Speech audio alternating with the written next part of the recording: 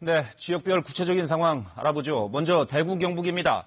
이 지역은 오늘 확진자가 20여 명이 늘었는데 매일 수십 명 수준에서 오르락 내리락 합니다. 특히 대구 경북에선 요양원, 병원 등에서 집단 감염이 계속 나오고 있다는 게 문제입니다. 대규모 지역사회 감염이 있었던 곳이기 때문에 그 여진이 쉽게 가시지 않는 분위기다. 이렇게 보면 되겠죠. 대구 취재기자를 연결하겠습니다. 자, 김지용 기자, 대구 경북 지역 현황부터 전해주시죠. 네, 오늘 0시 기준으로 대구 경북의 추가 확진자는 22명으로 집계됐습니다. 대구 20명, 경북 2명입니다. 이로써 누적 확진자는 대구 6,704명, 경북 1,302명으로 모두 8,000명을 넘어섰습니다.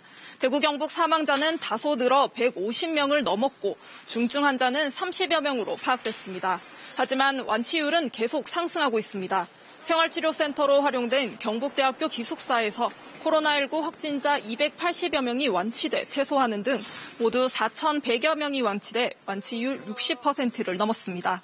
경북도 770여 명이 완치돼 완치율 61%를 넘었습니다. 일반인 확진자도 10명 안팎으로 줄어 코로나19 확진세가 안정기에 접어들었다는 평가가 나오고 있습니다. 네, 그렇게 완치자가 많아진 건 다행스러운 일인데 집단 감염이 문제입니다. 요양원, 병원에서 확진자가 계속 나오고 있죠. 네, 그렇습니다. 오늘 서구 한사랑요양병원에서도 11명이 코로나19 추가 확진 판정을 받아 이 병원의 감염자는 모두 121명으로 늘었습니다.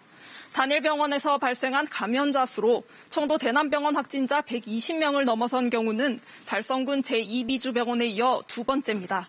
제2미주병원에 발생한 코로나19 확진자는 모두 1명이 추가돼 오늘 1명이 추가돼 135명으로 늘었습니다. 이 병원은 94명의 확진자가 발생한 대실 요양병원과 같은 건물을 사용하고 있는데요. 이 건물에서만 229명이 확진 판정을 받았습니다.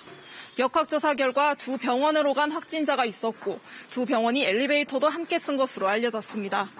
현재 두 병원의 환자의 상당수는 폐와 신장 등 기저질환을 앓고 있지만 이들을 옮길 마땅한 시설은 없는 상태입니다. 청도 대남병원도 상황은 비슷했는데 동일 집단 격리 이후 확진자와 사망자가 잇따랐습니다. 대구시는 추가 감염을 최소화하기 위해 환자 병상을 재배치할 예정입니다. 또 집단 감염이 발생했던 경북 경산 서요양병원에서도 환자 2명과 종사자 1명이 확진 판정을 받아 이 병원 확진자는 59명으로 늘었습니다. 이처럼 병원을 중심으로 집단 감염이 발생하면서 대구시는 입원 환자와 종사자를 대상으로 한 전수검사를 진행하고 있습니다. 간병인에 대한 전수검사 결과 2명이 확진 판정을 받았습니다. 정신병원 전수검사에서도 결과가 나온 270여 명은 모두 음성 판정을 받아 한사랑 요양병원과 제2미주병원 외의 병원에서는 확진자가 발생하지 않고 있습니다. 지금까지 대구시청에서 KBS 뉴스 김지웅입니다.